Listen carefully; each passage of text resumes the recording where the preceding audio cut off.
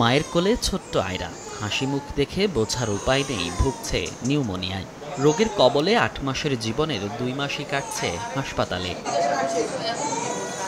একই অবস্থা ৩.৫ বছরের মাধেহা মুমতাজের। খেলনা ছেড়ে নিউমোনিয়ার সঙ্গে লড়াই। দিন পার করতে হচ্ছে ওষুধ আর স্যালাইনের সঙ্গে।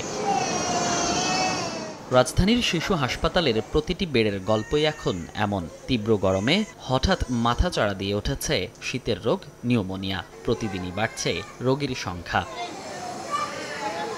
অসহনীয় গরম আর ঘামেই শিশুরা অসুস্থ হয়ে পড়ছে বলে জানান অভিভাবকরা। ও যখন হয়েছে হওয়ার ৩ মাস পর থেকে ও ঠান্ডা ডাক্তার দেখাইতেছি, এখানে আসি ডাক্তার দেখাই, ৭ দিন মেডিসিন খাওয়াই, অ্যান্টিবায়োটিক যতদিন খাওয়াই এতদিনই ভালো, তারপর আবারও ঠান্ডা। ও গরম একদমই নিতে পারে না। গরমে ও ঠান্ডা, কাশি, নিউমোনিয়া পর্যায়ে চলে গেছে। হঠাৎ জ্বর আসছিল, জ্বর আসার পরে ডাক্তার দেখাইছি শিশু হাসপাতালে, সেইখান থেকে বলছে নিউমোনিয়া।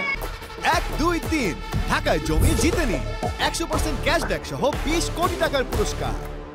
পরিসংখ্যান বলছে গত ১৭ এপ্রিল পর্যন্ত শিশু হাসপাতালে নিউমোনিয়ায় আক্রান্ত রোগীর সংখ্যা ৯১ জন। দিন গড়ানোর সঙ্গে এই সংখ্যা বাড়ছে ক্রমেই।